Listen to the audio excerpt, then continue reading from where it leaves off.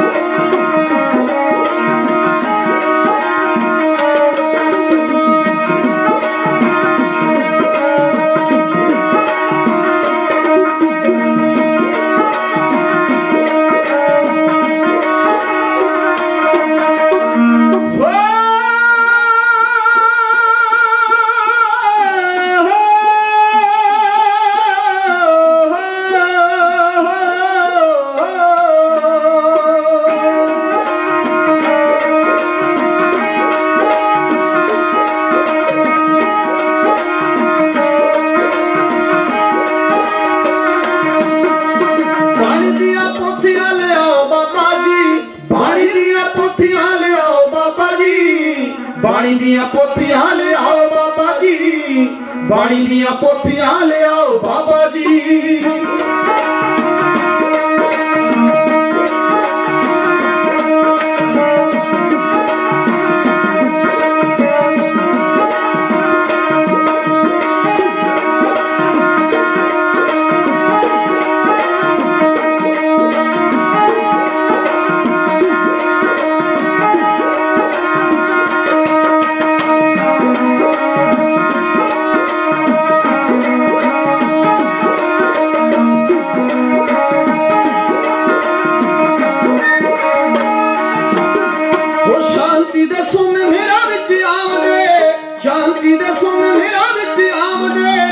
बाबे बुढ़े ताई कोल है बलाम दे, बाबे बुढ़े ताई कोल है बलाम दे।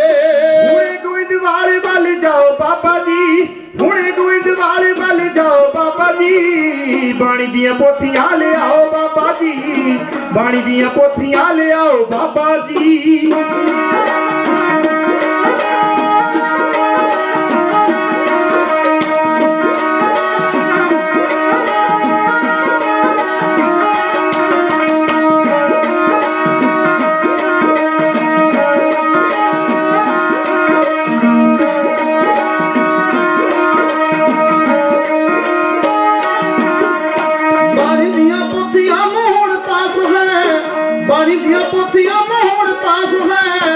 गोंदवाल विच उन्हां दा निवास है, गोंदवाल विच उन्हां दा निवास है।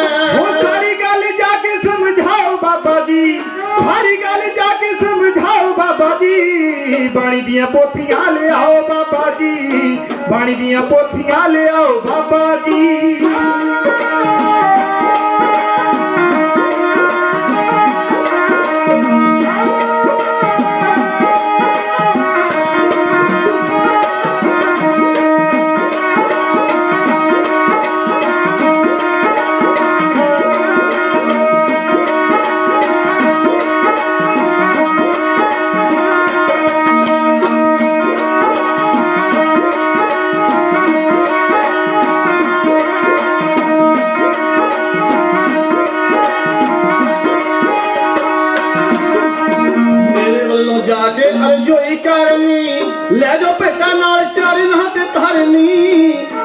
ਬਾਬੇ ਦਾ ਨਾਲ ਚਰਨਾ ਤੇ ਧਰਨੀ ਹੋ ਜਾਗੇ ਉਹਨਾਂ ਤਾਈ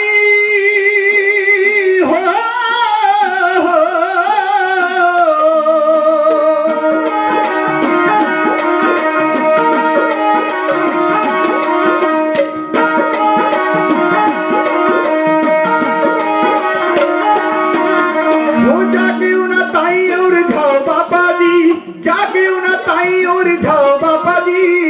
बाणी दियां पोथियां ले आओ बाबा जी बाणी दियां पोथियां ले आओ बाबा जी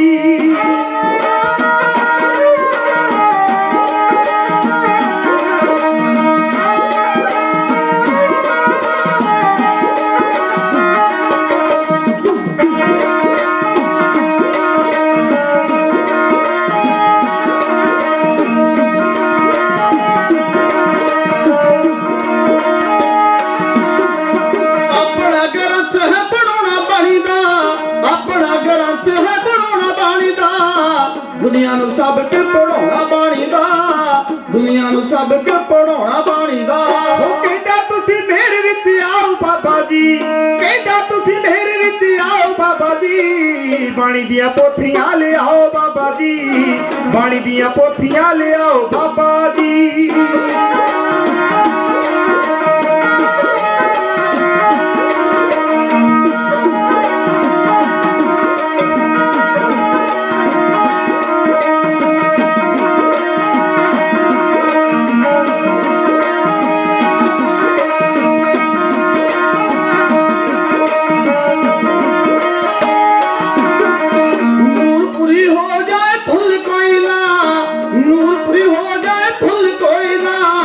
बाणी दरगाही दाता मुल कोई ना बाणी दरगाही दाता मुल कोई ना ओ शरदा दे नाल हुणे जाओ बाबा जी शरदा दे नाल हुणे जाओ बाबा जी बाणी दियां पोथियां ले आओ बाबा जी बाणी दियां पोथियां ले आओ बाबा जी बाणी दियां पोथियां ले आओ बाबा जी हो धन गुरु अर्जन देव महाराज ने बाबा बुड्ढा जी को कोल बुलाया ते बेनती की कहण कि बाबा जी एक रजोई है आपने जाना है गोइंदवाल साहब की धरती के उत्ते ते बाबा मोहन जी पास गुरबाणी ਦੀਆਂ पोथियां ने जिन्हां विच गुरु नानक साहब की बाणी हुण साडा समाज इस गल नूं मनण वास्ते तैयार साडे बहुत सारे लखारी इस गल दे उत्ते किंतु करदे ने भी नहीं बाबा मोहन पास गुरबाणी ਦੀਆਂ पोथियां नहीं सी पर मैं समझदा भी पानी ਦੀਆਂ पोथियां जरूर उन्हां दे कोल होण क्योंकि गुरु अमरदास महाराज दे सुपुत्र ने ते उदासी बिरतियां दे धार्मिक बिरतियां दे मालिक सन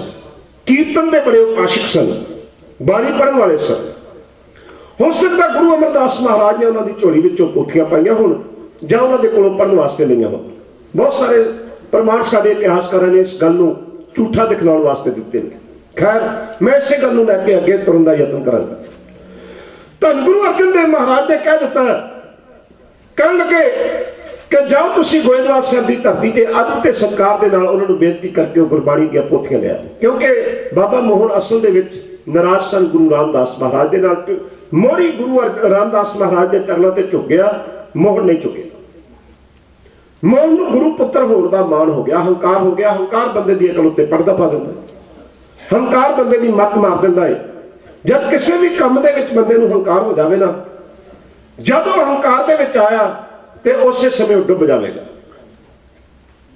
हंकार बंदे की मत नूं गाल दिंदा है बंदे का ध्यान थड़का दिंदा हंकार हुण धन गुरु अर्जन देव सच्चे पातशाह का हुक्म मन्निया कि बाबा बुड्ढा जी तो बहुत वड्डी घालना है बाबा बुड्ढा जी की बहुत वड्डी कमाई है बहुत वड्डी सेवा है बाबा बुड्ढा जी बाबा बुड्ढा वो सिख है जिहड़ा अपने नेत्रां दे नाल 8 पातशाहियां दे दर्शन करता है तुसीं आखोगे 8 पातशाहियां दे दर्शन किवें उते 6वें पातशाह के समय ये शरीर का चोला त्यागया सन जदों उन्होंने चोला त्यागया उस समय शरीर करके 9वें पातशाह गुरु तेग बहादुर भी महाराज भी मौजूद सन उदों शरीर करके 7वें पातशाह गुरु हरराय साहब भी मौजूद सन पर अजे गुरु जोत नहीं सी मिली 5 पातशाह बाबा बुड्ढा अपने हथी गुरगद्दी का तिलक दिंदा इस गल उत्ते भी किंतु हो रहा खैर वखरा विषय धन गुरु अर्जन देव महाराज का हुक्म मन्निया कुछ सिखां नूं नाल लै लिया महाराज कहंदे बड़े अदब ते सत्कार दे नाल लैके आउणी बने अदब सत्कार दे नाल चले गए ਤੇ ਬਾਬਾ ਬੁੱਢਾ ਜੀ ਬਾਬਾ ਮੋਹਨ ਜਿਸ ਚੁਬਾਰੇ ਦੇ ਵਿੱਚ ਬੈਠੇ ਸਨ, ਜਾ ਕੇ ਦਰਵਾਜ਼ਾ ਖੜਕਾਇਆ, ਆਵਾਜ਼ ਦਿੱਤੀ, ਗੁਰੂ ਅਰਜਨ ਸਾਹਿਬ ਮਹਾਰਾਜ ਨੇ ਘੱਲਿਆ ਸਾਨੂੰ ਬਾਣੀ ਦੀਆਂ ਪੋਥੀਆਂ ਚਾਹੀਦੀਆਂ। ਇਤਿਹਾਸ ਕਹਿੰਦਾ ਬਾਬੇ ਮੋਹਨ ਨੇ ਦਰਵਾਜ਼ਾ ਨਹੀਂ ਖੋਲ੍ਹਿਆ। ਕੁਝ ਸਮਾਂ ਬੇਨਤੀ ਕਰਦੇ ਰਹੇ, ਨਹੀਂ ਖੋਲ੍ਹਿਆ, ਦਰਵਾਜ਼ਾ ਵਾਪਸ ਆ ਗਿਆ। ਵਾਪਸ ਆ ਕੇ ਗੁਰੂ ਅਰਜਨ ਦੇਵ ਮਹਾਰਾਜ ਦੇ ਚਰਨਾਂ ਵਿੱਚ ਬੇਨਤੀ ਕੀਤੀ ਤੇ ਗੁਰੂ ਅਰਜਨ ਦੇਵ ਮਹਾਰਾਜ ਕਹਿਣ ਲੱਗੇ ਅਸੀਂ ਆਪ ਜਾਵਾਂਗੇ। ਕਮਾਲ ਦੀ ਗੱਲ, ਜਿਸ ਬਾਬੇ ਬੁੱਢੇ ਨੂੰ ਗੁਰੂ ਨਾਨਕ ਦੇਵ ਮਹਾਰਾਜ ਨੇ ਇੱਕ ਬਚਨ ਕੀਤਾ ਹੋਵੇ, ਬੁੱਢਿਆ ਤੇਰੇ ਤੋਂ ਓਝਲ ਕਦੇ ਨਾ ਹੋ ਸਕਦਾ, ਉਹ ਬਾਬਾ ਬੁੱਢਾ ਵੀ ਬਾਣੀ ਨਹੀਂ ਲਿਆ ਸਕਿਆ। ਕਿਉਂਕਿ ਗੁਰੂ ਨਾਨਕ ਦੇਵ ਮਹਾਰਾਜ ਜਦੋਂ ਸਰੀਰ ਦਾ ਤੋੜਾ ਤਿਆਗਣ ਵਾਲੇ ਨੇ, ਜੋਤੀ ਜੋਤ ਸਮਾਉਣ ਵਾਲੇ ਨੇ, ਉਸ ਸਮੇਂ ਇਤਿਹਾਸ ਕਹਿੰਦਾ ਮਹਾਰਾਜ ਨੇ ਇੱਕ ਭਿਆਨਕ ਰੂਪ ਧਾਰਨ ਕੀਤਾ। ਇੱਕ ਲੰਬਾ ਚੋੜਾ ਪਹਿਨ ਲਿਆ, ਮੜਾਸਾ ਵੜ ਲਿਆ ਸਿਰ ਉੱਤੇ, ਹੱਥ ਵਿੱਚ ਡੰਡਾ ਲੈ ਲਿਆ, ਇੱਕ ਝੋਲਾ ਪਾ ਲਿਆ ਹੈ, ਕੁੱਤੇ ਲੈ ਲੈਣੇ ਨਾਲ। ਜਨਮ ਸਾਖੀ ਦਾ ਐਸਾ ਬਚਨ ਹੈ। ਕਹਿੰਦੇ ਗੁਰੂ ਨਾਨਕ ਦੇਵ ਮਹਾਰਾਜ ਨੇ ਉਸ ਝੋਲੇ ਦੇ ਵਿੱਚ ਕੁਝ ਇੱਟਾਂ ਪੱਥਰ ਪਾ ਲਏ। ਬੜੇ ਲੋਕ ਮਗਰ ਜਾ ਰਹੇ ਨੇ। ਜਦੋਂ ਬਹੁਤ ਲੋਕ ਮਗਰ ਜਾ ਰਹੇ ਨੇ, ਮਹਾਰਾਜ ਨੇ ਇੱਟਾਂ ਮਾਰਨੀਆਂ ਸ਼ੁਰੂ ਕਰ ਦਿੱਤੀਆਂ, ਪੱਥਰ ਮਾਰਨੇ ਸ਼ੁਰੂ ਕਰ ਦਿੱਤੇ। ਕੁਝ ਲੋਕ ਮੁੜ ਗਏ। ਅਜੇ ਕੁਝ ਹੋਰ ਲੋਕ ਜਾ ਰਹੇ ਨੇ। ਮਹਾਰਾਜ ਨੇ ਜਿਹੜਾ ਹੱਥ ਵਿੱਚ ਡੰਡਾ ਨਾ ਉਹ ਘਮਾਉਣਾ ਸ਼ੁਰੂ ਕਰ ਦਿੱਤਾ। ਫਿਰ ਮੁੜ ਗਏ ਨੇ ਲੋਕ। ਫਿਰ ਮਹਾਰਾਜ ਨੇ ਉਸੇ ਝੋਲੇ ਵਿੱਚ ਜਨਮ ਸਾਖੀ ਵਾਲਾ ਕਹਿੰਦਾ ਹੈ ਸੋਨੇ ਦੀਆਂ ਮੋਹਰਾਂ ਨੇ, ਆਓ ਅਸ਼ਰਫੀਆਂ ਪਿੱਛੇ ਸੁੱਟਣੀਆਂ ਸ਼ੁਰੂ ਕੀਤੀਆਂ। ਜਿਹੜੇ ਇੱਟਾਂ ਦੀ ਮਾਰ ਤੋਂ, ਡੰਡੇ ਦੀ ਮਾਰ ਤੋਂ ਬਚ ਗਏ, ਮਾਇਆ ਦੀ ਮਾਰ ਥੱਲੇ ਆ ਗਏ। ਕੁਝ ਮਾਇਆ ਉਠਾ ਕੇ ਚਲੇ ਗਏ। ਫਿਰ ਦੋ ਸਰੀਰ ਗੁਰੂ ਨਾਨਕ ਦੇਵ ਮਹਾਰਾਜ ਦੇ ਮਗਰ ਰਹਿ ਗਏ। ਇੱਕ ਹੈ ਬਾਬਾ ਬੁੱਢਾ, ਇੱਕ ਹੈ ਬਾਬਾ ਲਹਿਣਾ। ਮਹਾਰਾਜ ਕਹਿਣ ਲੱਗੇ ਤੁਸੀਂ ਕਿਉਂ ਨਹੀਂ ਗਏ? ਤੇ ਹੱਥ ਜੋੜ ਕੇ ਬਾਬਾ ਬੁੱਢਾ ਕਹਿੰਦਾ ਸਤਿਗੁਰੂ ਉਹ ਤੇ ਘਰਾਂ ਵਾਲੇ ਨੇ, ਮੇਰਾ ਤੇ ਘਰ ਹੀ ਤੂੰ ਹੈ। ਉਹਨਾਂ ਦੇ ਤੇ ਘਰ ਸਨ, ਘਰਾਂ ਵਾਲੇ ਤੇ ਘਰਾਂ ਨੂੰ ਚਲੇ ਗਏ, ਮੇਰਾ ਤੇ ਘਰ ਹੀ ਤੂੰ ਹੈ, ਮੈਂ ਕਿੱਥੇ ਜਾਵਾਂ?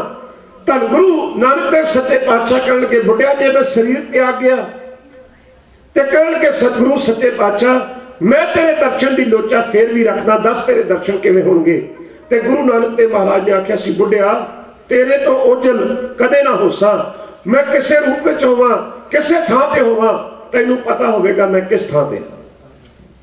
ਧੰਨ ਗੁਰੂ ਨਾਨਕ ਦੇਵ ਮਹਾਰਾਜ ਦੇ ਬਚਨਾਂ ਨੂੰ ਕਮਾਉਣ ਵਾਲਾ, ਸੇਵਾ ਦਾ ਅਣਥੱਕ ਰਾਹੀ ਗੁਰੂ ਕੇ ਬਚਨਾਂ ਨੂੰ ਕਮਾਉਣ ਵਾਲਾ, ਗੁਰੂ ਕੀ ਸੰਗਤ ਦੀ ਸੇਵਾ ਕਰਨ ਵਾਲਾ ਉਹ ਬਾਬਾ ਬੁੱਢਾ ਵਾਪਸ ਆ ਗਿਆ ਤੇ ਗੁਰੂ ਅਰਜਨ ਦੇਵ ਮਹਾਰਾਜ ਨੂੰ ਆ ਕੇ ਕਹਿੰਦਾ ਸਤਿਗੁਰੂ ਆ ਕੁਝ ਵਾਪਰਿਆ। ਫਿਰ ਇਤਿਹਾਸ ਕਹਿੰਦਾ ਵੀ ਗੁਰੂ ਅਰਜਨ ਦੇਵ ਸੱਚੇ ਪਾਤਸ਼ਾਹ ਨੇ ਆਪ ਤਿਆਰੀ ਕੀਤੀ। ਆਪ ਤਿਆਰੀ ਕਰਕੇ ਸਿੱਖਾਂ ਨੂੰ ਲੈ ਲਿਆ ਨਾਲ ਤੇ ਨੰਗੇ ਪੈਰੀ ਗੁਰੂ ਅਰਜਨ ਦੇਵ ਸੱਚੇ ਪਾਤਸ਼ਾਹ ਗੋਇੰਦਵਾਲ ਸਾਹਿਬ ਦੀ ਧਰਤੀ ਤੇ ਪਹੁੰਚ ਗਏ ਨੇ, ਜਿੱਥੇ ਬਾਬੇ ਮੋਹਨ ਦਾ ਚੁਬਾਰਾ ਹੈ।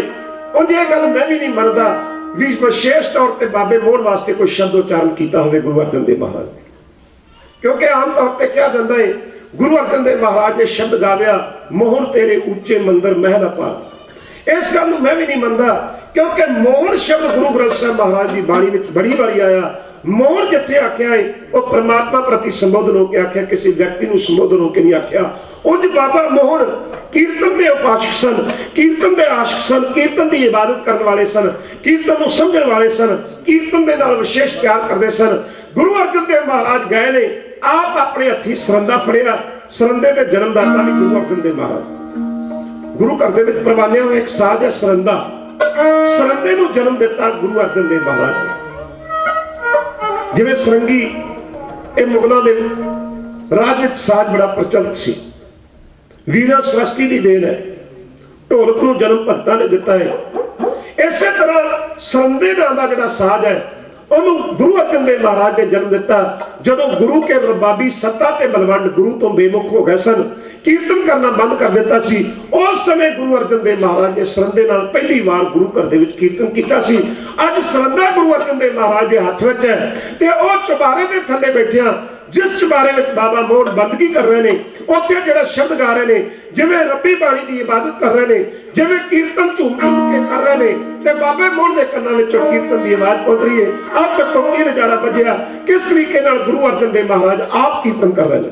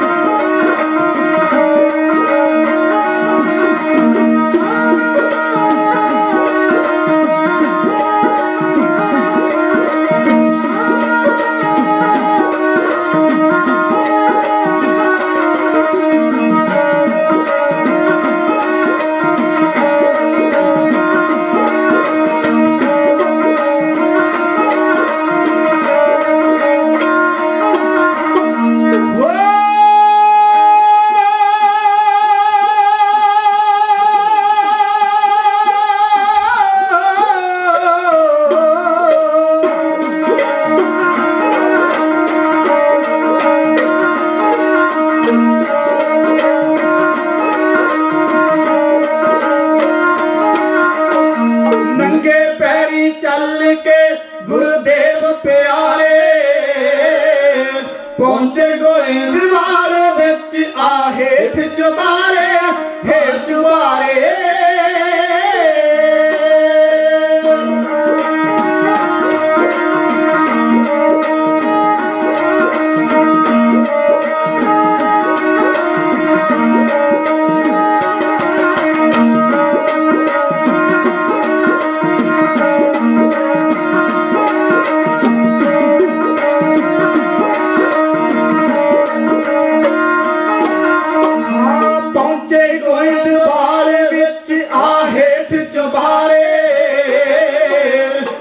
सरंदा पकड़ के फिर शब्द उचारे हाँ उचारे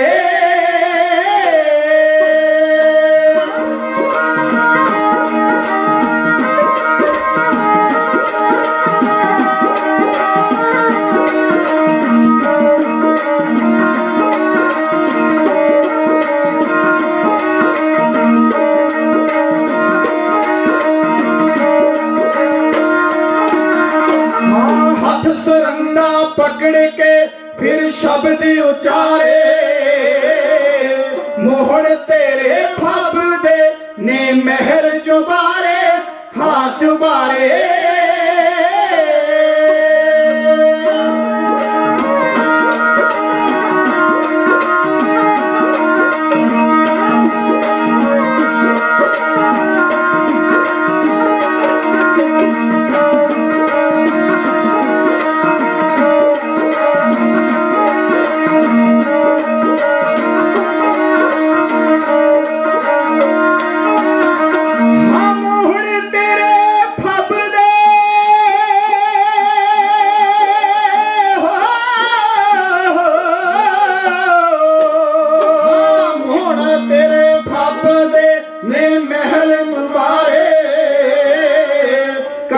थोड़ी तक के जामा बलिहारे हाँ बलिहारे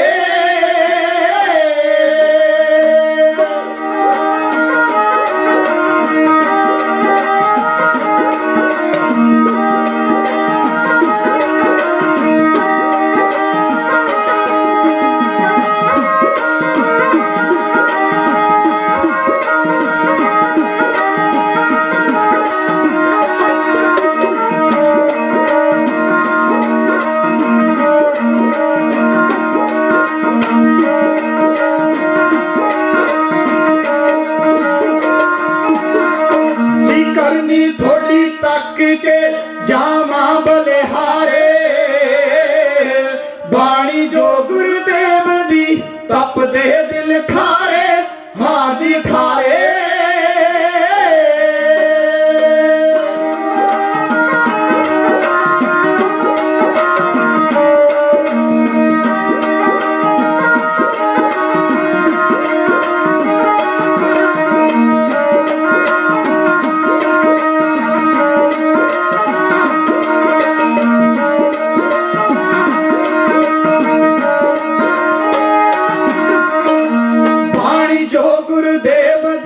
तप दे दिल ठारे नूरपुरी ओ लैन नू आ खड़ा दुआरे खड़ा दुआरे खड़ा दुआरे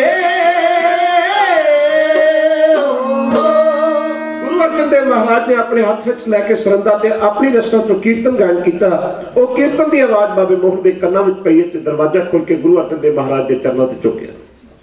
गुरु अर्जन देव महाराज ने आख्या बाबा जी मैं तुहाडे कोलों बाणी दी पोथियां लैण वास्ते आया जिहड़ियां पहले गुरु साहिबां दी बाणी बड़े सत्कार ते अदब दे नाल पोथियां दित्तियां एक पालकी विच टिका के पोथियां अदब दे नाल सत्कार दे नाल कीर्तन करदियां होए गोइंदवाल साहिब दी धरती तो अमृतसर दी धरती ते लिया के हुण उन्हां बाणी दी पोथियां नूं एक जगह करना सी ग्रंथ दी शक्ल देनी सी ते रामसर दा स्थान चुनिया गया जिथे अज भी गुरु ग्रंथ साहिब महाराज दी पावन बीड़ा दी छपाई हुंदी है पर वह कुछ नहीं जिस अदब के नाल गुरु अर्जन देव महाराज ने बाणी लिखी अज कदे जाके देखो उत्थे वो अदब नहीं उत्थे गोल्डन ऑफसेट प्रेस लगी हुई पर गुरु ग्रंथ साहिब महाराज की बाणी के जिहड़े पत्रे ने अंग ने वो थले रुड़ लैंदे मैं खुद अपनी अखां दे नाल तक्किया सब खैर धन गुरु अर्जन देव महाराज ने उस स्थान की चोण की उत्थे 5 तरह के दरख्त सन ਉੱਥੇ ਨਿੰਮ ਦਾ ਦਰਖਤ, ਬੇਰੀ ਦਾ ਦਰਖਤ, ਉੱਥੇ ਪਿੱਪਲ ਦਾ ਦਰਖਤ, ਬੋਹੜ ਦਾ ਦਰਖਤ ਤੇ ਕੇਲੇ ਦਾ ਦਰਖਤ। ਇਹਨੂੰ ਪੰਚਵਟੀ ਆਖਿਆ ਜਾਂਦਾ ਸੀ।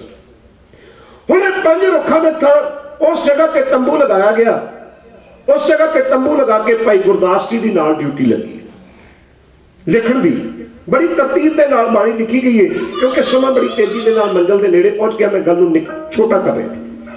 ਬਹੁਤ ਵੱਡੀ ਤਰਤੀਬ ਹੈ, ਬਹੁਤ ਵੱਡੀ ਵਿਗਿਆਨਕ ਤਰਕੀਬ ਵਰਤੀ ਗਈ ਹੈ ਗੁਰਬਾਣੀ ਲਿਖਣ ਲੱਗਿਆ। ਅੱਜ ਜਿਨ੍ਹਾਂ ਲੋਕਾਂ ਨੇ ਗੁਰੂ ਗ੍ਰੰਥ ਸਾਹਿਬ ਦੀ ਬਾਣੀ ਉੱਤੇ ਵੀ ਕਿੰਤੂ ਕਰਨਾ ਆਰੰਭ ਦਿੱਤਾ ਨਾ, ਮੈਨੂੰ ਨਹੀਂ ਲੱਗਦਾ ਉਹ ਲੋਕ ਬਖਸ਼ੇ ਜਾਣਗੇ। ਕਿਉਂਕਿ ਜਦ ਬੰਦਾ ਗੁਰੂ ਦੇ ਉੱਤੇ ਸ਼ੱਕ ਕਰਨਾ ਆਰੰਭ ਕਰ ਦੇਵੇ, ਉੱਥੇ ਫਿਰ ਸ਼ਰਧਾ ਨਹੀਂ ਰਹਿ ਜਾਂਦੀ। ਸ਼ਰਧਾ ਤੇ ਸ਼ੱਕ, ਸ਼ਰਧਾ ਤੇ ਸ਼ੰਕਾ ਕਦੇ ਇਕੱਠੇ ਨਹੀਂ ਰਿਹਾ ਕਰਦੇ। ਜਿਵੇਂ ਇੱਕ ਮਿਆਨ ਵਿੱਚ 2 ਤਲਵਾਰਾਂ ਨਹੀਂ ਰਹਿੰਦੀਆਂ, ਇਸੇ ਤਰ੍ਹਾਂ ਇੱਕੋ ਮਨ ਵਿੱਚ ਸ਼ੰਕਾ ਤੇ ਸ਼ਰਧਾ ਇਕੱਠੇ ਨਹੀਂ ਰਹਿੰਦੀਆਂ। ਹੁਣ ਗੁਰੂ ਅਰਜਨ ਦੇਵ ਮਹਾਰਾਜ ਨੇ ਬੜੀ ਤਰਤੀਬ ਦੇ ਨਾਲ ਬਾਣੀ ਲਿਖਾਉਣੀ ਆਰੰਭ ਕੀਤੀ। ਜਪਜੀ ਸਾਹਿਬ ਤੋਂ ਆਰੰਭ ਕੀਤਾ ਤੇ ਜਪਜੀ ਸਾਹਿਬ ਦਾ ਪਹਿਲਾ ਅੱਖਰ ਹੈ ਇੱਕ। ਇੱਕ ਅੱਖਰ ਹੈ ਉਹ ਗਿਣਤੀ ਦਾ ਹੈ। ਉਂਝ ਈੜੀ ਨੂੰ ਸਿਹਾਰੀ ਉੱਤੇ ਅਦ ਕੱਕਾ ਇੱਕ ਬਣ ਸਕਦਾ ਸੀ, ਪਰ ਹੋ ਸਕਦਾ ਜੇਕਰ ਇਸ ਤਰੀਕੇ ਨਾਲ ਲਿਖਿਆ ਜਾਂਦਾ ਤੇ ਕੋਈ ਬੰਦਾ ਮੇਰੇ ਵਰਗਾ ਉੱਠਦਾ ਆਪਣੀ ਮਨਮਰਜ਼ੀ ਦੇ ਅਰਥ ਕਰ ਲੈਂਦਾ। ਈੜੀ ਦੇ ਅਰਥ ਕੋਈ ਹੋਰ ਕਰਦਾ, ਕੱਕੇ ਦੇ ਹੋਰ ਕਰਦਾ, ਲਗਾ ਮਾਤਰਾ ਨੂੰ ਆਪਣੇ ਤਰੀਕੇ ਨਾਲ। ਪਰ ਗੁਰੂ ਅਰਜਨ ਦੇਵ ਮਹਾਰਾਜ ਨੇ ਗੁਰੂ ਨਾਨਕ ਦੇਵ ਮਹਾਰਾਜ ਦੀ ਬਣਾਈ ਹੋਈ ਤਰਤੀਬ, ਜਿਵੇਂ ਮਹਾਰਾਜ ਨੇ ਪਹਿਲਾਂ ਇੱਕ ਲਿਖਿਆ ਉਸੇ ਤਰੀਕੇ ਨਾਲ ਇੱਕ ਲਿਖੀ। ਇਹਦੇ ਵਿੱਚ ਬਹੁਤ ਵੱਡੀ ਵਿਗਿਆਨਕ ਸੋਚ ਹੈ। ਕਦੇ ਸਮਾਂ ਬਣਿਆ ਫਿਰ ਆਪਾਂ ਇਹਨੂੰ ਵਿਚਾਰਨ ਦਾ ਯਤਨ ਕਰਾਂਗੇ। ਫਿਰ ਜਿੱਥੇ ਸ਼ਬਦਾਂ ਦੀ ਗਿਣਤੀ ਪਹਿਲੀ ਬਾਣੀਏ ਜਪਜੀ ਸਾਹਿਬ ਗੁਰੂ ਨਾਨਕ ਦੇਵ ਮਹਾਰਾਜ ਦੇ ਕੰਠ ਤੋਂ ਨਿਕਲੇ ਹੋਏ ਪਰਮਾਤਮਾ ਵਿਭਾਗ। ਫਿਰ ਜਿਹੜਾ ਅਸੀਂ ਸੋਦਰ ਰਹਿਰਾਸ ਸਾਹਿਬ ਦਾ ਪਾਠ ਕਰਦੇ ਹਾਂ, ਫਿਰ ਸੋਦਰ ਦੇ ਸ਼ਬਦਾਂ ਦੀ ਆਰੰਭਤਾ ਹੁੰਦੀ ਹੈ। 5 ਸ਼ਬਦ ਪਹਿਲੇ, 4 ਸ਼ਬਦ ਫਿਰ ਸੋ ਪੁਰਖ ਦੇ ਨੇ। ਉਸ ਤੋਂ ਬਾਅਦ ਰਾਤ ਦੇ ਸਮੇਂ ਜਿਹੜੀ ਬਾਣੀ ਪੜ੍ਹਨ ਦਾ ਸਾਨੂੰ ਹਦਾਇਤ ਹੈ, ਸੁਖਾਸਨ ਸਮੇਂ ਅਸੀਂ ਪੜ੍ਹਦੇ ਹਾਂ, ਜਿਹਨੂੰ ਅਸੀਂ ਕੀਰਤਨ ਸੋਹਿਲਾ ਆਖਦੇ ਹਾਂ। ਸੋਹਿਲਾ ਦੇ ਸਰਲੇਖ ਹੇਠੋਂ ਬਾਣੀ ਲਿਖੀ ਗਈ। ਫਿਰ ਰਾਗਾਂ ਦੀ ਆਰੰਭਤਾ ਹੁੰਦੀ ਹੈ। ਪਹਿਲਾ ਰਾਗ ਸ੍ਰੀ ਰਾਗ ਵਰਤਿਆ ਗਿਆ ਤੇ ਆਖਰੀ ਰਾਗ ਜਿਹੜਾ ਹੈ ਉਹ ਬਾਅਦ ਵਿੱਚ ਗੁਰੂ ਤੇਗ ਬਹਾਦਰ ਮਹਾਰਾਜ ਜੀ ਦਾ ਇਕਲੌਤਾ ਰਾਗ ਹੈ। ਇਕੱਲੀ ਗੁਰੂ ਤੇਗ ਬਹਾਦਰ ਮਹਾਰਾਜ ਦੀ ਬਾਣੀ ਹੈ ਜੈ ਜਵੰਤੀ। ਫਿਰ ਜਿਹੜੀ ਸ਼ਬਦਾਂ ਦੀ ਤਰਤੀਬ ਹੈ, ਹੁਣ ਇੱਕ ਤੇ ਪੰਗਤੀਆਂ ਦੀ ਗਿਣਤੀ ਤੁਰਦੀ ਹੈ, ਕਿਉਂਕਿ ਸ਼ਬਦ ਕਈ ਤਰ੍ਹਾਂ ਦੇ, ਅਸ਼ਟਪਦੀਆਂ, ਸ਼ੰਤ, 2 ਪਦੇ, 4 ਪਦੇ, ਤੇ ਤੁਕੇ, ਐਸੇ ਸ਼ਬਦ ਨੇ। ਬਹੁਤ ਵੱਡੀ ਤਰਤੀਬ ਹੈ ਕਿਹੜੇ ਘਰ ਦੇ ਵਿੱਚ ਗਾਉਣਾ ਹੈ, ਕਿਉਂਕਿ ਗੁਰਬਾਣੀ ਦੀ ਤਰਤੀਬ ਨੂੰ ਜਦ ਅਸੀਂ ਸਮਝਾਂਗੇ ਨਾ, ਫਿਰ ਗੱਲ ਸਾਡੀ ਸਮਝ ਪਵੇਗੀ ਬਾਣੀ ਕਿਵੇਂ ਪੜ੍ਹਨੀ। ਅੱਜ ਜ਼ੋਰ ਦਿੱਤਾ ਜਾਂਦਾ, ਮੈਂ ਕਿਸੇ ਗੁਰਮੁਖ ਪਿਆਰੇ ਦਾ ਉਚਾਰਨ ਕੀਤਾ ਹੋਇਆ ਪਾਠ ਸੁਣ ਰਿਹਾ ਸੀ ਤੇ ਜਿਸ ਤਰੀਕੇ ਨਾਲ ਉਹ ਪਾਠ ਕਰ ਰਿਹਾ ਸੀ, ਮੈਨੂੰ ਲੱਗਦਾ ਨਹੀਂ ਵੀ ਉਹ 2 ਮਹੀਨਿਆਂ ਵਿੱਚ ਵੀ ਭੋਗ ਪਾ ਦੇਵੇਗਾ। ਅਸੀਂ ਨਹੀਂ ਸਮਝ ਸਕੇ ਗੁਰਬਾਣੀ ਦੀ ਵਿਆਕਰਣ। ਇੱਕ ਪੰਗਤੀਆਂ ਦੀ ਗਿਣਤੀ, ਇੱਕ ਗਿਣਤੀ ਫਿਰ ਹੋਰ ਚੱਲਦੀ ਹੈ ਸ਼ਬਦਾਂ ਦੀ ਗਿਣਤੀ, ਤੇ ਇੱਕ ਗਿਣਤੀ ਨਾਲ ਹੋਰ ਫਿਰ ਚੱਲਦੀ ਹੈ ਜਦੋਂ ਇਸ ਰਾਗ ਦੇ ਕਿੰਨੇ ਸ਼ਬਦ ਨੇ। ਇੱਕ ਸ਼ਬਦ ਵੀ ਅੱਗੇ ਪਿੱਛੇ ਨਹੀਂ ਕੋਈ ਕਰ ਸਕਦਾ, ਇੱਕ ਪੰਗਤੀ ਵੀ ਅੱਗੇ ਪਿੱਛੇ ਨਹੀਂ ਕੋਈ ਕਰ ਸਕਦਾ। ਬੜੇ ਤਰੀਕੇ ਦੇ ਨਾਲ ਉਹ ਬਾਣੀ ਲਿਖਵਾਈ ਗਈ। ਤੇ ਜਦ ਮਹਾਰਾਜ ਬਾਣੀ ਲਿਖਵਾ ਰਹੇ ਸਨ, ਉਸ ਸਮੇਂ ਫਿਰ ਮਹਾਰਾਜ ਦੇ ਸਮਕਾਲੀ ਕੁਝ ਭਗਤ ਮਹਾਰਾਜ ਦੇ ਕੋਲ ਆਏ ਆਪਣੀ ਬਾਣੀ ਲੈ ਕੇ। ਉਹਨਾਂ ਦੇ ਵਿੱਚ ਭਗਤ ਛੱਜੂ ਲਾਹੌਰ ਦੇ ਨੇੜੇ ਦਾ ਰਹਿਣ ਵਾਲਾ ਸੀ। ਭਗਤ ਕਾਨਾ, ਇਹਦਾ ਜ਼ਿਕਰ ਗੁਰੂ ਅਰਜਨ ਦੇਵ ਮਹਾਰਾਜ ਦੀ ਸ਼ਹੀਦੀ ਵਿੱਚ ਆਪਾਂ ਕਰਾਂਗੇ। ਕੌਣ ਸੀ ਇਹ? ਵੀ ਆਇਆ ਗੁਰੂ ਅਰਜਨ ਦੇਵ ਮਹਾਰਾਜ ਦੇ ਕੋਲ ਬਾਣੀ ਲੈ ਕੇ। ਭਗਤ ਜਮਾਲ ਹੁਸੈਨ ਆਇਆ ਹੈ ਬਾਣੀ ਲੈ ਕੇ। ਭਗਤ ਪੀਲੂ ਆਇਆ ਆਪਣੀ ਬਾਣੀ ਲੈ ਕੇ। ਇਹਨਾਂ ਨੇ ਆ ਕੇ ਬੇਨਤੀ ਕੀਤੀ, ਮਹਾਰਾਜ ਸਾਨੂੰ ਪਤਾ ਲੱਗਾ ਤੁਸੀਂ ਸਰਬ ਸਾਂਝਾ ਗ੍ਰੰਥ ਬਣਾ ਰਹੇ ਹੋ। ਦੁਨੀਆ ਦੇ ਵਿੱਚ ਸਰਬ ਧਰਮ ਸੰਮੇਲਨ ਹੁੰਦੇ ਨੇ ਜਿੱਥੇ ਸਾਰੇ ਧਰਮਾਂ ਦੇ ਲੋਕਾਂ ਨੂੰ ਇਕੱਠਿਆ ਕੀਤਾ ਜਾਂਦਾ ਹੈ, ਪਰ ਮੈਂ ਆਖਿਆ ਕਰਦਾ ਸਰਬ ਧਰਮ ਸੰਮੇਲਨ ਗੁਰੂ ਗ੍ਰੰਥ ਸਾਹਿਬ ਮਹਾਰਾਜ ਵਰਗਾ ਕੋਈ ਨਹੀਂ, ਜਿੱਥੇ ਹਰ ਧਰਮ ਦਾ ਬੰਦਾ ਬੋਲ ਸਕਦਾ ਹੈ। ਇੱਥੇ ਗੌੜ ਬ੍ਰਾਹਮਣ ਜੈਦੇਵ ਵੀ ਆਪਣੀ ਗੱਲ ਕਹਿੰਦਾ ਹੈ। ਉਹ ਵੀ ਕਹਿੰਦਾ, ਅਰੀ ਭਾਈ ਗੋਬਿੰਦ ਨਾਮ ਮਤ ਬੀਸਰੇ। ਇੱਥੇ ਇੱਕ ਮੁਸਲਮਾਨ ਸਾਈਂ ਭੀਖਨ ਸ਼ਾਹ ਵੀ ਬੋਲ ਸਕਦਾ ਹੈ। ਉਹ ਵੀ ਕਹਿੰਦਾ ਹੈ ਕਿ ਰਾਮ ਰਾਏ ਹੋਏ ਬੈਤ ਬਨਵਾਰੀ, ਆਪਣੇ ਸੰਤੇ ਲਿਹੋ ਬਾਰੀ। ਇੱਥੇ ਬਾਬਾ ਫਰੀਦ ਜੀ ਦੀ ਬਾਣੀ, ਭਗਤ ਕਬੀਰ ਜੀ, ਭਗਤ ਰਵਿਦਾਸ ਜੀ, ਜਿਨ੍ਹਾਂ ਨੂੰ ਲੋਕਾਂ ਨੇ ਨਤਾਲ ਛੱਡਿਆ ਸੀ। ਬਾਬਾ ਨਾਮਦੇਵ ਜਿਨ੍ਹਾਂ ਨੂੰ ਮੰਦਿਰ ਵਿੱਚ ਜਾਣ ਦਾ ਹੁਕਮ ਨਹੀਂ ਸੀ, ਉਹ ਆਪ ਕਹਿੰਦੇ ਨੇ ਭਗਤ ਕਰਤ ਮੇਰੇ ਤਾਲ ਛਡਾਏ, ਮੇਰੀਆਂ ਖੜਤਾਲਾਂ ਵੀ ਖੋਲੀਆਂ ਭਗਤੀ ਕਰਦਿਆਂ। ਪਰ ਗੁਰੂ ਅਰਜਨ ਦੇਵ ਮਹਾਰਾਜ ਨੇ ਉਹਨਾਂ ਨੂੰ ਥਾਂ ਦਿੱਤੀ ਬਾਣੀ ਵਿੱਚ। ਬਹੁਤ ਵੱਡੀ ਵਿਗਿਆਨਕ ਸੋਚ ਦੇ ਨਾਲ ਇਹ ਬਾਣੀ ਦਰਜ ਕੀਤੀ ਗਈ। ਪਹਿਲਾਂ ਗੁਰੂ ਨਾਨਕ ਸਾਹਿਬ ਮਹਾਰਾਜ ਦੀ ਬਾਣੀ, ਫਿਰ ਗੁਰੂ ਅੰਗਦ ਦੇਵ ਮਹਾਰਾਜ ਦੇ ਸ਼ਲੋਕ, ਫਿਰ ਗੁਰੂ ਅਮਰਦਾਸ ਮਹਾਰਾਜ ਦੀ ਬਾਣੀ, ਗੁਰੂ ਰਾਮਦਾਸ ਮਹਾਰਾਜ ਦੀ ਬਾਣੀ, ਗੁਰੂ ਅਰਜਨ ਦੇਵ ਮਹਾਰਾਜ ਦੀ ਆਪਣੀ ਬਾਣੀ, ਤੇ ਬਾਅਦ ਵਿੱਚ ਗੁਰੂ ਗੋਬਿੰਦ ਸਿੰਘ ਮਹਾਰਾਜ ਨੇ ਗੁਰੂ ਤੇਗ ਬਹਾਦਰ ਮਹਾਰਾਜ ਦੀ ਬਾਣੀ ਚ ਰਹੇ। ਫਿਰ ਵਾਰਾਂ ਭਗਤਾਂ ਦੀ ਬਾਣੀ ਇਤਿਆਦਿਕ बहुत लंबी तरतीब है। वो ਜਿਹੜੇ ਭਗਤ ਆਏ ਨੇ ਨਾ ਉਹ ਕਹਿੰਦੇ ਮਹਾਰਾਜ ਸਾਡੀ ਬਾਣੀ ਵੀ ਦਰਜ ਕਰੋ। ਮਹਾਰਾਜ ਕਹਿੰਦੇ ਜ਼ਰੂਰ ਦਰਜ ਹੋ ਜਾਵੇਗੀ ਜੇਕਰ ਗੁਰੂ ਦੇ ਸਿਧਾਂਤ ਦੇ ਮੁਤਾਬਕ ਹੋਵੇਗੀ ਬਾਣੀ। ਦੱਸੋ ਆਪੋ ਆਪਣੀ ਬਾਣੀ ਦੀ ਵੰਨਗੀ ਸੁਣਾਓ। ਹੁਣ ਪਹਿਲਾਂ ਬੋਲਿਆ ਏ ਭਗਤ ਛੱਜੂ। ਭਗਤ ਛੱਜੂ ਕਹਿੰਦਾ ਏ ਮਹਾਰਾਜ मेरा मन ख्याल है भी कागज संधि पूतली तो भी त्रिया ना निहार जही मारने जावी जथा बिलो चलता। कहते औरत अगर कागज की भी बनी होवे उन्हें नहीं तकना चाहिए क्योंकि बंदे का मन मैला हो जाता है। गुरु अर्जन देव महाराज का जवाब बड़ा कमाल का सी। कहते छज्जू जी घर विच कौन है? कहते मेरी मां है, मेरी भैन है। कहते उन्होंने देख के मन मैला हुंदा? कहण लगे नहीं। कहते तमाम जग दी स्त्रियां नूं मावां ते भैणां समझांगे मन मैला नहीं। कैसा जवाब सी, कैसी सोच सी गुरु अर्जन देव महाराज। फिर वारी आई भगत कान्हे दी। कह के तुसी दसो। कहते मैं वही रे। गुरु अर्जन देव महाराज कहणगे बस इस तो अगे ना बोलियो, इत्थे ते तू दी गल कीती जांदी। पहले भगत नूं कहंदे ने सो क्यों मंदा आखिए जित जमे राजान। दूजे भगत नूं कहंदे ने तू तू करता तुम हुआ मुझ में रहा ना हूं, जब आपा परका मिट गया जब देखो तब। भगत जमाल हुसैन दी वारी आई। कहण के तुहाडा की कलाम है, तुहाडी रचना किहड़ी है? वो कहंदे ने असां नालों से भले। माफ करना, वो कहंदा है कि ये जिहड़ा संसार है, ये जिहड़ा संसार असल दे विच चिक्कड़ दा घर है। कहंदा असां नालों से भले जमदियां जेड़े मोए। कहण लगे वो जिहड़े उन्होंने चिक्कड़ पाओ ना रखियो। कहंदे वो असल दे विच संसार दे चिक्कड़ दे विच नहीं डुबे जिहड़े जमदियां मर गए। ते वारी आई गुरु अर्जन देव सच्चे पातशाह कहण लगे बचन भी प्रवान नहीं। परमात्मा ने जिंदगी दित्ती है, इस जिंदगी नूं सफलियासी करना है। हुण उस तो बाद भगत पीलू जी दी वारी आई। भगत पीलू जी दी वारी आई है। वो कहंदे ने चुप वेड़िया चुप, बोलन दी नहीं जाए वेड़िया चुप, वेड़िया चुप। ते गुरु अर्जन देव महाराज कहणगे भगत जी बोलते तुहाडे भी गुरु नानक के सिद्धांत के मुताबिक खरे नहीं उतरदे। कहण लगे क्यों? कहंदे चुप ते मन नूं कराउणा है। जुबान ते महाराज ने बोलण वास्ते दित्ती है ना परमात्मा ने। जब लग दुनिया रही है नानक किस सुनिए किस कहिए। ये जिहड़ी जुबान बोलण वास्ते दित्ती, तुसीं कहंदे चुप रह के परमात्मा नूं पाया जा सकदा। मन नूं चुप कराउणा है असल दे विच। कहण लगे नाराजगी ना जाहिर करनी, तुहाडी बाणी जिहड़ी गुरु सिद्धांत के मुताबिक नहीं। हुण अदब दे नाल ये तीन भगत चले गए पर कन अड़ गया। यदि कहानी आप शहादत के वाले दिन विचारांगे। अज भी उन शहादत का दिन है, पर उस दिन विशेष तौर पर आप उन्होंने शहादत का गुरु अर्जन देव महाराज की शहादत का जिक्र करना। धन गुरु अर्जन देव महाराज तो विदायगी लैके चले गए ने। ग्रंथ हो गया तैयार। अंत में महाराज ने एक शब्द उच्चारण किया जिन्होंने मंदावनी कही। मंदावनी का अर्थ है मूंदना, बंद करना। जदों पूरा ग्रंथ बाणी का लिखा गया फिर महाराज ने मंदावनी महला पंजा उच्चारण किया। रोज असीं रहरास साहिब के समय सुनते। ਉਹਦੇ ਵਿੱਚ महाराज ने तरला किया महाराज मैं अकाल पुरख मैं कुछ नहीं सी करने वाला, तुसीं तरस करके मेरे को निर्गुण वाले कोई काम करवा ले। हुण गुरु अर्जन देव महाराज दे वल्लों ਉਹ ਜਿਹੜਾ ਬਾਣੀ ਦਾ ग्रंथ तैयार हो गया, भाई बन्नों वल्लों जिल्द बनाई गई ते हुण ਉਹਦਾ प्रकाश किया जाना। देखो कैसी तरतीब है। जिस जगह ते प्रकाश होना प्रकाश वाला स्थान पहला तैयार, हरमंदर साहब पहला तैयार है।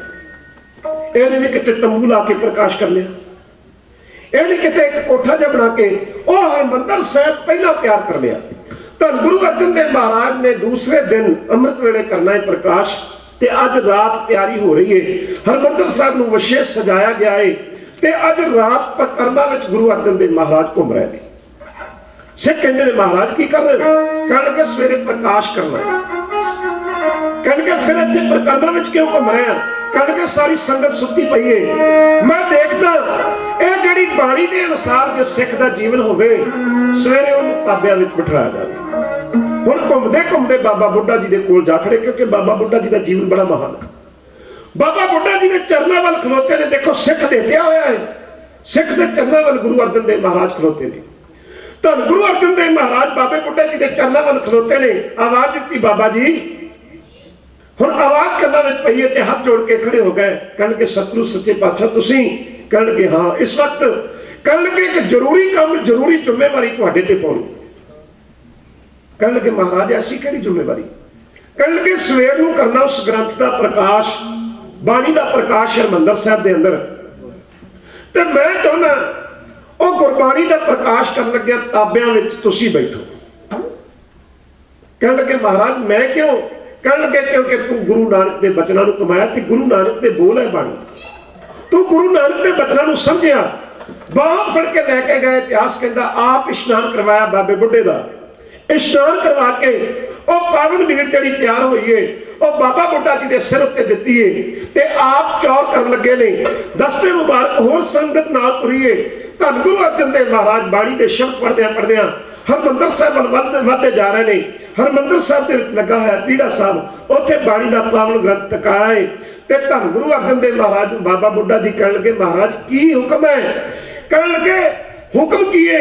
ਬੁੱਢਾ ਸਾਹਿਬ ਖੋਲੋ ਗ੍ਰੰਥ ਲਿਓ ਆਵਾਜ਼ ਸੁਣੇ ਸਭ ਪੰਥ ਅਦਰ ਸੰਗ ਗ੍ਰੰਥ ਤਬ ਖੋਲਾ ਲੈ ਆਵਾਜ਼ ਬੁੱਢਾ ਮੁਖ ਬੋਲਾ। ਕੀ ਬੋਲਿਆ? ਕਹਿਣ ਲੱਗੇ ਸੂਹੀ ਮਹੱਲਾ ਪੰਜਵਾਂ ਸੰਤਾਂ ਕੇ ਕਾਰਜ ਆਪ ਖਲੋਇਆ ਹਰ ਕੰਮ ਕਰਾਵਣ ਆਇਆ ਰਾਮ ਧਰਤ ਸੁਹਾਵੀ ਤਾਲ ਸੁਹਾਵਾ ਵਿੱਚ ਅੰਮ੍ਰਿਤ ਜਲ ਛਾਇਆ ਰਾਮ। ਜਿਸ ਤਰੀਕੇ ਨਾਲ ਗੁਰੂ ਅਰਜਨ ਦੇਵ ਮਹਾਰਾਜ ਨੇ ਪਹਿਲਾ ਪ੍ਰਕਾਸ਼ ਇਸ ਪਾਵਨ ਵੀਰ ਦਾ ਪਾਵਨ ਗ੍ਰੰਥ ਦਾ ਹਰਿਮੰਦਰ ਸਾਹਿਬ ਵਿੱਚ ਕਰਾਇਆ ਤੇ ਕੀ ਕਹਾਣੀ ਵਾਪਰੀ ਉਹ ਸਾਰੀ ਗੱਲ ਤੁਹਾਡੀ ਸੇਵਾ ਦੇ ਵਿੱਚ ਜਤਿੰਦਰ ਸਿੰਘ ਨੂਰਪੁਰੀ ਦੇ ਸਾਥੀ ਇਹੋ ਕਹਿ ਰਹੇ।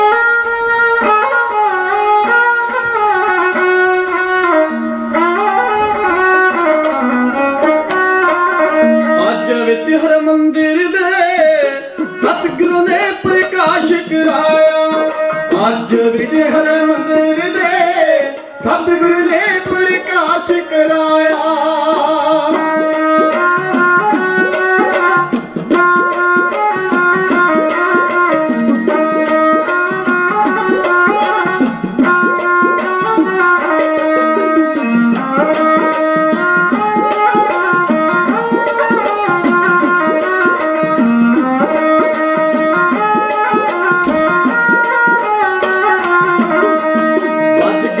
ਜਿਲਦ ਜਦੋਂ ਭੀੜ ਦੀ ਹੋ ਗਈ ਕੁੱਲ ਤਿਆਰੀ। ਵੱਜ ਗਈ ਸੀ ਜਿਲਦ ਜਦੋਂ ਭੀੜ ਦੀ ਹੋ ਗਈ ਕੁੱਲ ਤਿਆਰੀ। ਧੰਨ ਸਤਿਗੁਰ ਅਰਜਨ ਨੇ ਚਾਤੀ ਸੀ ਸਿੱਖਾਂ ਵੱਲ ਮਾਰੀ। ਸਤਿਗੁਰ ਅਰਜਨ ਜੀ ਨੇ ਚਾਤੀ ਸੀ ਸਿੱਖਾਂ ਵੱਲ ਮਾਰੀ। ਇੱਕ ਪੂਰਨ ਗੁਰ ਸਿੱਖ ਸੀ, ਇੱਕ ਪੂਰਨ ਗੁਰ ਸਿੱਖ ਸੀ ਬਾਬਾ ਬੁੱਢਾ ਨਜ਼ਰੀ ਆਇਆ। ਅੱਜ ਵਿੱਚ ਹਰਮੰਦਰ ਦੇ ਸਤਿਗੁਰ ਨੇ ਪ੍ਰਕਾਸ਼ ਕਰਾਇਆ। ਅੱਜ ਵਿੱਚ ਹਰਮੰਦਰ ਦੇ ਸਤਿਗੁਰ ਨੇ ਪ੍ਰਕਾਸ਼ ਕਰਾਇਆ। ਸਿਰ ਬਾਬੇ ਬੁੱਢੇ ਦੇ ਸਤਿਗੁਰ ਨੇ ਜਦ ਭੀੜ ਚੁਕਾਈ। ਸਿਰ ਬਾਬੇ ਬੁੱਢੇ ਦੇ ਸਤਿਗੁਰ ਨੇ ਭੀੜ ਚੁਕਵਾਈ। ਚੱਲ ਪਏ ਹਰੇ ਮੰਦਰ ਨੂੰ ਬਾਣੀ ਪੜ੍ਹਦੇ ਮਾਈ ਭਾਈ। ਚੱਲ ਪਏ ਹਰੇ ਮੰਦਰ ਨੂੰ ਬਾਣੀ ਪੜ੍ਹਦੇ ਮਾਈ ਭਾਈ। ਸੰਗਤ ਇਉਂ ਕਹਿੰਦੀ ਹੈ, ਸੰਗਤ ਇਉਂ ਕਹਿੰਦੀ ਹੈ ਦਾਤੇ ਮੀ ਮੇਰਾ ਦਾ ਪਾਇਆ। ਅੱਜ ਵਿੱਚ ਹਰਮੰਦਰ ਦੇ ਸਤਿਗੁਰ ਨੇ ਪ੍ਰਕਾਸ਼ ਕਰਾਇਆ। ਅੱਜ ਵਿੱਚ ਹਰਮੰਦਰ ਦੇ ਸਤਿਗੁਰ ਨੇ ਪ੍ਰਕਾਸ਼ ਕਰਾਇਆ।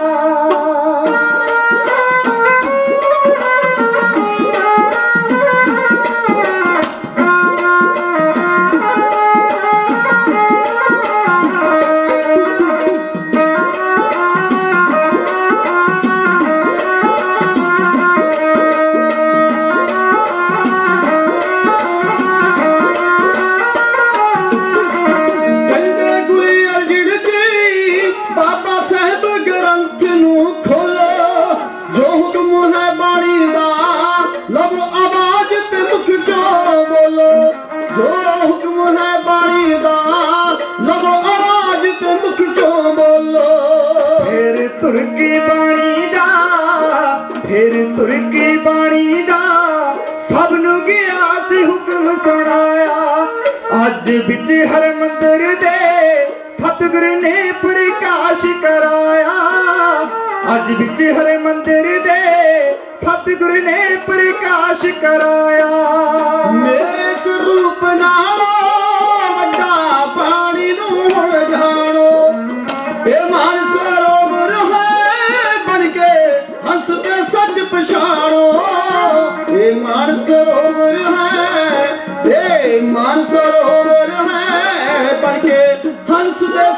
ਪਛਾਣੋ ਇਹ ਬਚਨ ਇਲਾਹੀ ਨੇ ਪੜਦਾ ਸੁਣਦਾ ਜਾਊ ਤਰਾਇਆ ਪੜਦਾ ਸੁਣਦਾ ਜਾਊ ਤਰਾਇਆ ਅੱਜ ਵਿੱਚ ਹਰ ਮੰਦਿਰ ਦੇ ਸਤਿਗੁਰ ਨੇ ਪ੍ਰਕਾਸ਼ ਕਰਾਇਆ ਅੱਜ ਵਿੱਚ ਹਰ ਮੰਦਿਰ ਦੇ ਸਤਿਗੁਰ ਨੇ ਪ੍ਰਕਾਸ਼ ਕਰਾਇਆ